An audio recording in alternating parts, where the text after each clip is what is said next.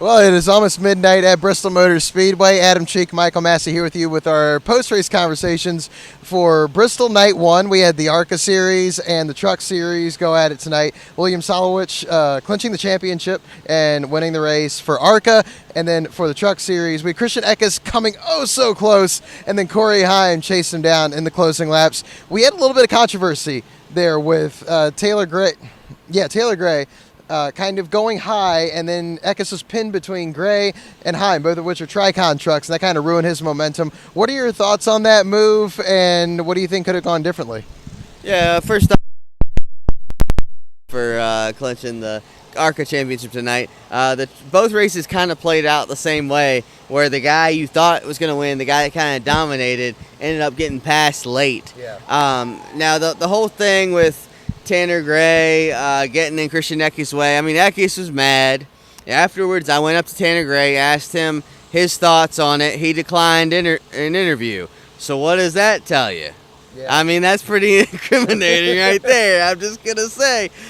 So, yeah, I think there might have been a little Tricon teamwork there to make the dream work.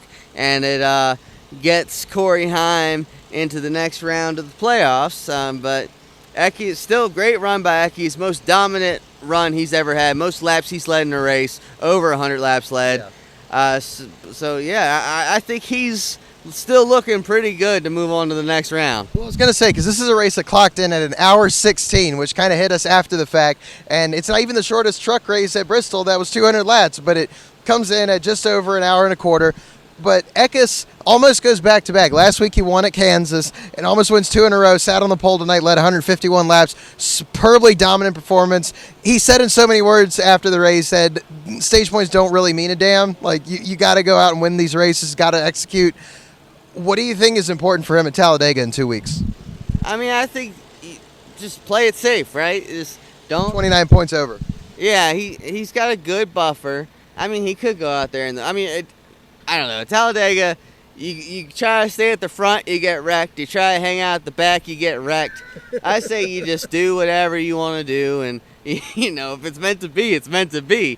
The other guys, though, Zane Smith and Ty Majeski, they had trouble tonight. Yeah. They got to go for the win. They got to go all out to try to get that win because they got some points deficits to overcome. Well, yeah, Ty Majeski's the guy that won here last year and was running okay tonight, and then he had the tire issue. Zane Smith, of course, previous champion, had the pit stop issue.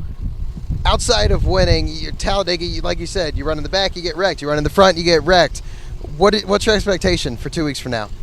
Oh, the truck race at Talladega is always like the most insane race ever. You always end up with somebody you didn't even know was entered in the race winning the thing. CC Tate Fogelman. Yeah, Tate Fogelman. We wish you the best out there, Tate, wherever you're at now. But, yeah, it's always good mayhem, and I wouldn't put too much stock into I just would go into it assuming you're probably going to get wrecked. And, just try to win regardless. Maybe you win it, and, try to do what you can to bounce back the following race. You pull a Fogelman, you get wrecked, and then you drive a bucket of junk to the win somehow, some way. But I think that's going to do it for Bristol Night 1. 2 races down, 2 races and 2 days to go at the Last Great Coliseum. We got Xfinity tomorrow night, playoff race there, and Cup playoff cutoff race. Excited for both of those, and we'll talk to you guys tomorrow night.